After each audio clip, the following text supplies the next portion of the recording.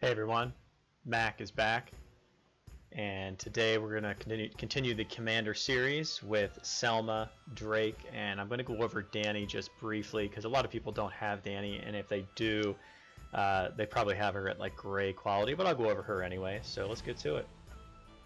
So today we'll start with Salma, and when it comes to Rebel leaders, Salma is someone that I've never used. She doesn't do enough damage to tank because she's more of a defensive type player, so our commander. So you're really not going to want to do that. Really, we don't really want to use her in that respect because she'll just sit there and absorb the damage and won't be very effective. When it comes to her skills, she has total health of 15% once maxed, and then she has the 40% of cav attack and spear attack. So that's actually for the army is actually pretty good if you're using a cav spear dual formation, or if you're using a 3-line formation, she's actually pretty good too, just because she'll still give the total health for that front line and then 2 other attacks. When it comes to her awakening, if you go into her hidden ability, she does cav attack in there, spear attack, and health like she does up front, which is really good, and that can be maxed out very well. And then when it comes to her ability, this was something that was talked about before by other chroniclers, which is kind of interesting, is at the start of battle, the allied female commanders have an 80% chance to use their active army skill one time directly, but the normal attacks of troops the allied female commanders belong to will have a 30% chance of missing the enemies in the first 5 seconds. So to kind of break that down very quickly is that she buffs female commanders. So her and Layla are actually a very good combination with the synergy that they have with female commanders. And if you add 3 other female commanders into your lineup and you have 5 female total, then it's just the way that they proc each other is pretty incredible. So you can do a lot of damage that way if you have them all to 4 stars. So highly recommend getting her to 4 stars just for this ability. You're probably wondering about the very negative portion of the ability, which is that the 30% chance of missing enemies. Well, if you look at a battle report, the first 5 seconds there's almost no damage being dealt. You might hit, there might be 1 chance in there, but even then, the first 5 seconds you're not doing any damage with your troops. So that one's kind of just negative. The negative portion doesn't really proc at all, but the positive of the 80% chance, which 80% is 4 out of 5 commanders that are going to proc at the beginning of battle and do that damage initially. So that's a very nice. Very nice ability. That's a 5-star in my opinion for the most part. There are other abilities out there that are good, but this is one of the best ones. So I'm probably going to give this a 5-star or a 5 rating.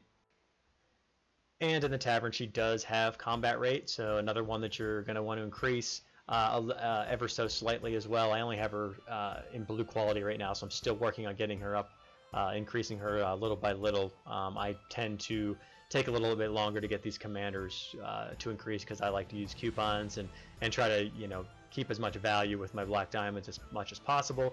She does take meat, which not a ton of commanders do that, so it's be a little bit easier to increase her to get her a little bit higher in the tavern here as well.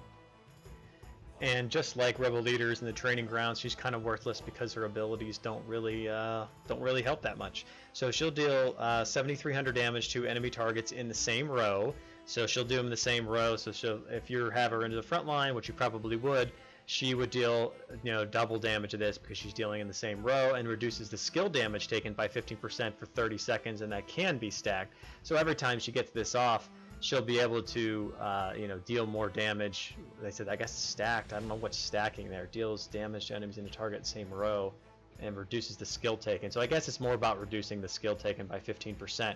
So then it'll be 30%, and well, the battle's not going to last that long anyway. So that's why it's not a really good ability to do, to have. And then for every heal received, there is a 50% chance of dealing a heavy blow. So if you put, say Simon, with her like behind her, then maybe she could get this ability off every time he heals, and he does it. His healing actually, it doesn't have to be his ability. He has a passive one, so a chance of dealing an extra 5,000 damage, and it's a 2-second cooldown, so it won't happen over and over again, but still 2 seconds, that's fairly quick. She can recover health whenever enemy uses active skills. So every active skill, she can actually does a self-heal, and then she has defense, which actually helps as well. I've never really put her in the training ground, so I wouldn't really use her. And her skills are kind of like middling. There's a little bit of value there, but I wouldn't go with her too often. And next we have on the list is Drake. So with Drake, when it comes to rebel leaders, you're not going to use him. He's not very valuable in that respect. He doesn't do much damage, and he doesn't have any abilities that really can do the damage that you need him to do. When it comes to the army, he is a spear commander, so if you have a spear frontline, he would be ideal for that, because you're talking about the 40% across the board with the health, defense, and attack, so very good there. When it comes to his awakening, he also, and I also forgot to mention this, he has more attack in there as well, health and defense. And it comes to his awakening 4-star ability. In battle, every 3 seconds, Commander Drake increases the allied spearman defense by 6%, and that can stack up to 5 times. At full stacks, every 3 seconds, Commander Drake heals 1% of the wounded for each ally spearman lineup. So, we've talked about this before and said how Jaime, who we previously had talked about, is, combining these commanders together can be, absolutely vital, because of this heal effect, and then what Jaime does and that synergy that they have. So definitely consider that. Look into those, the Drakes, the End Zones, the Lats, all those ones that heal, and add them with Jaime in there. You put those together. That's 4 commanders I'm saying right there, and then you could add a find another one, a 5th one. That's your 5 commanders, and then bang, you're having a very powerful lineup with a lot of attack and a lot of help depending on your flexibility of your lineup. So if you need to change a frontline formation, then it's very easy to have to do with those commanders in there, because they're all buffing frontline as well as their attack. So they're doing a really, really good job. And Drake does have combat rate, so that's also another one you want to increase. And if you're looking here, he's going to take drink, so any kind of drink, increase him. There are it's a decent amount of commanders that have the wine, but not a ton of them, so he'll be one that you want to increase to get that combat rate. When it comes to the training grounds, I never use him. He doesn't have abilities that are really that great, and we'll go over them now. So when it comes to his main skill here, immediately executes all enemies in the field whose health are below 47-73, while dealing damage to enemy targets with higher health. So if they're all weak, sure, but how many times you're going to see the enemies have their health below 47-70? It's very rare is that going to happen. So this needs to be increased to maybe 10,000. Then maybe that would be a really good ability to have, because it would just kill everybody. But as of it sits right now, I don't think that's going to happen. So and I only have it blue, so that should increase, I would think. And then gains a shield absorb skill damage for 6 seconds when enemy on the battlefield uses an active skill, and has a cooldown 20 seconds. So you basically get that off one time. Not really that great, it's just damage reduction. And then here, ally with the lowest health gains a shield absorb. So he's kind of a support commander. Skill damage, and recovers health every second for 8 seconds whenever enemy unit dies, has a cooldown of 20 seconds. So again, this probably goes off one time, because 20 seconds, it's going to be tough to get it off again. And then he adds defense, so he's got a high defense as well. So some decent skills. If they were a little bit less cooldown, or maybe a little more extra damage or something like that, they'd be good. But overall, just really not that great. And last but not least, we're going to talk about Daenerys Targaryen. Like I said, I'll go over her kind of briefly. She's not a lot of people really have her too, many don't have her blue quality like I do, which this was kind of something that I did early in the game that maybe I regret a little bit, but kind of is what it is.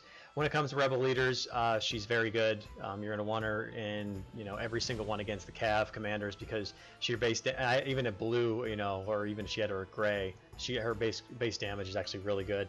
And before they were awakened, she had really good base damage, even before that. But you can see her number one ability is Dracarys, and it summons a fire-breathing dragon, dealing 15,742 damage to targets in a straight line, and then it's setting all those targets on fire and dealing additional damage. So just stupid amount of damage she does, which is crazy. When it comes to the army specialization, she has the totals of total health, defense, and attack 25%. So very, very good in that respect. Her awakening ability is supposed to be one of the best in the game when it actually comes to fruition. So we'll have to actually see how that is. I'm not even going to go to the tavern, because I can just tell you she has one of the best in the tavern as well, because she has the combat rate, the friendship, and they're all 5 stars. So it's really good. So if you do decide to get her, like, she is one of the ones I would highly recommend. Getting to gold if you're going to choose any one of the big commanders to be able to do so. And then just continuing, when it comes to the training grounds, she's actually decent in there. The only problem with her is that her health is so low, and that's the only issue that I have seen have. I've tried her in there a few times, and she does a lot of damage if she can get this Dracarys ability off. And then looking at her other skills, she inspires warriors every 10 seconds, adding 8600 to attack and 30% control resilience for 5 seconds. So I mean, you're talking 8600 damage, 10 seconds. That's if you get to that point in the battle, she's doing so much more damage, 16,000 damage per hit. That's crazy. Fortune favors Daenerys in battle, adding 600 to strategy. And 600 doesn't seem like much, but for strategy, that's a lot. Every 5 attacks for 5 seconds, and then all of her attributes get another 134. So, yeah, she's one of those best case scenarios with commanders when it comes to that. So her skills are off the charts. Training grounds you can use. She has abilities in there. The army's really good, and she's useful in everything. So if you do get her, if you do upgrade an F5 commander, this is the one that I would suggest doing from ground zero, just because she's so good. But that's everything for now until the next commander series. Mac out.